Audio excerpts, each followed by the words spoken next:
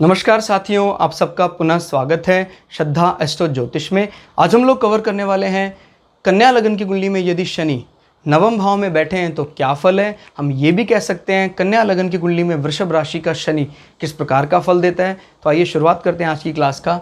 लग्न से या प्रथम भाव से गिनेंगे तो ये आता है नौवां या नवम भाव।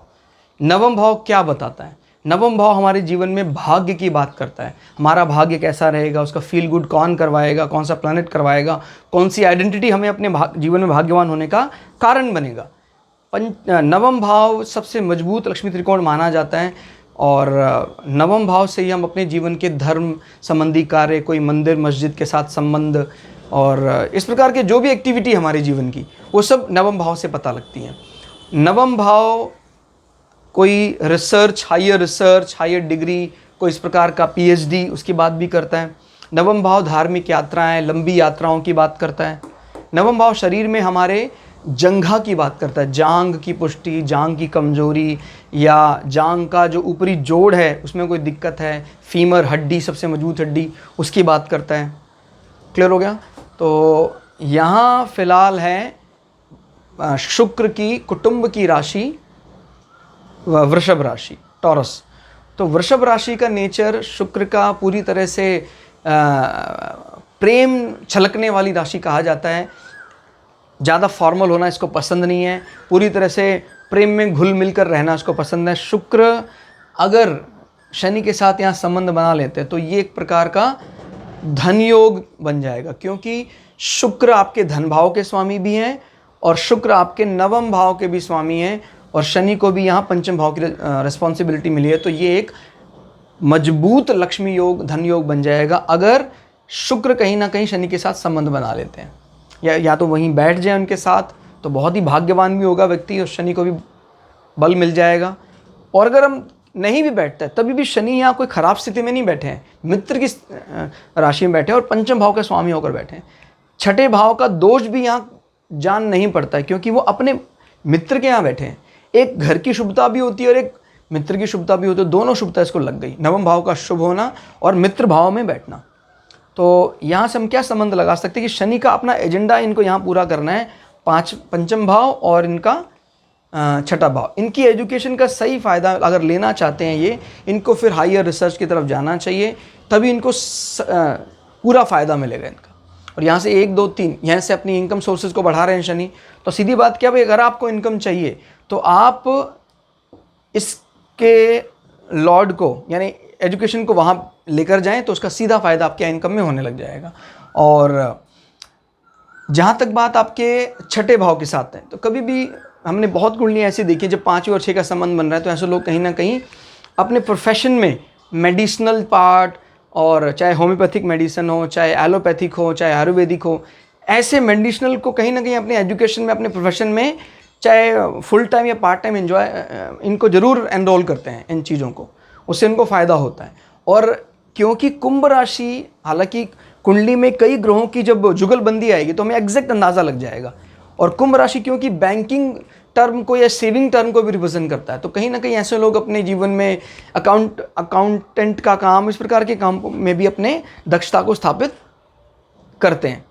अब यहाँ पर यहाँ से गिनना भी हमें, इसका स्वामी वहाँ बैठा हुआ है, तो 1 2 3 4 5। जब कभी भी संतान के एजुकेशन को देखना हो तो हम वहाँ से देखते हैं। तो संतान की एजुकेशन अच्छी होगी, शुक्र के भाव में बैठी, शुक्र अगर मजबूत हो तो और भी सोने में सुहागा। शुक्र कहीं वहाँ धन योग बना लो तो फिर तो बल्ले बल्ले हो जाएगी आपकी। क्लियर हो गया? और यहाँ से हम ये भी कह रहे हैं कि भी आपका एजुकेशन का फ़ायदा ना सिर्फ यहाँ बन रहा है, कहीं ना कहीं इसका संबंध कम्युनिकेशन के साथ भी जा रहा है।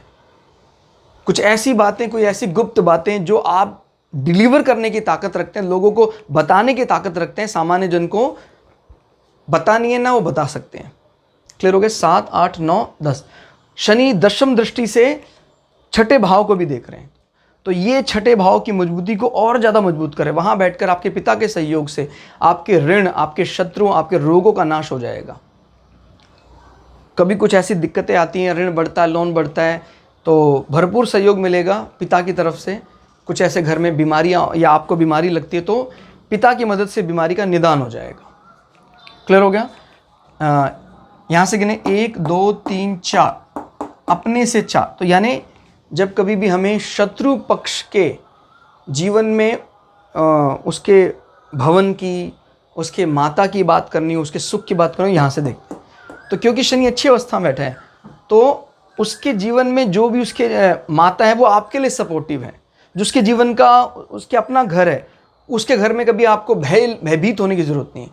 आपके शत्रुओं के घर में भी आपको जाने से कोई रोकने वाला नहीं है, भयभीत होने की ज़रूरत नहीं है।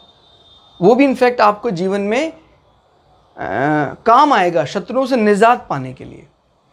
यानी घर के लोग, उसके घर के लोग भी आपको सपोर्ट करेंगे। क्लियर हो गया।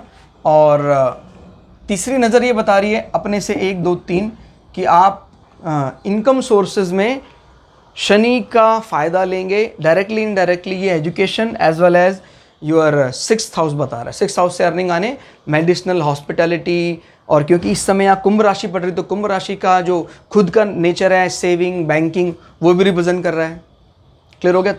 3, फिर यहाँ से 7। आपका पराक्रम तो बढ़ाएगा लेकिन सोसाइटी इसको अच्छे वे में नहीं लेगी। आपके द्वारा किया जाने वाला क्रोध, वृश्चिक में शनि का क्रोध दूसरों को भयभीत करता है, लेकिन आपके जो अपने अच्छे लोग हैं वो भी कहते हैं भाई आपका पराक्रम इस प्रकार का नहीं होना चाहिए, आपको इस प्रकार का क्रोध अनावश्यक आपकी पर्सनालिटी को शोभा नहीं देता है, वो नहीं करना चाहिए। बिल्कुल बात सही, लेकिन फिर भी ये रोक नहीं पाएंगे, होगा तो। और छोटे भाई बहनों को भी कष्ट होता है इस दृष्टि से।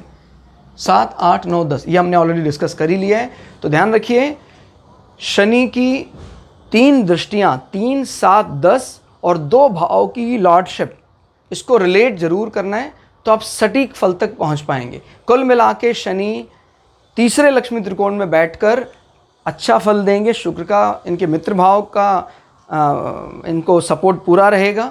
क्लास आपको कैसी लगी कमेंट करके जरूर बताइएगा। मिलते हैं अगली क्लास में, तब तक के लिए जय श्री भगु पराशरा, जय श्री शुक्राचार्य, नमस्कार।